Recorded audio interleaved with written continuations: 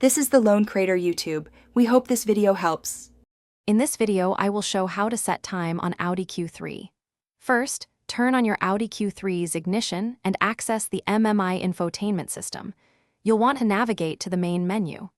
Look for the Settings option, which is usually represented by a gear icon. This is your starting point for all system adjustments, including the clock.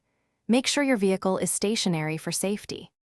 Once you're in the main settings menu, scroll through the available options until you find Date and Time.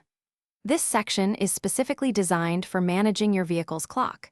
You'll typically see choices for automatic synchronization, often using GPS or a manual adjustment. Decide which method suits your preference for accuracy and control, then proceed to the next step. If you chose manual adjustment, you'll now be able to set the hours and minutes. Use the MMI controller knob to navigate and select the desired numbers.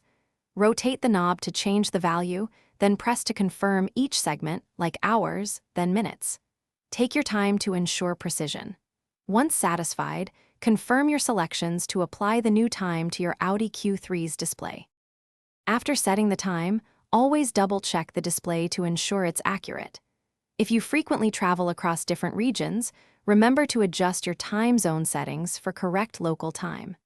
The automatic setting, which uses GPS, is often the easiest way to keep your clock precise without manual intervention.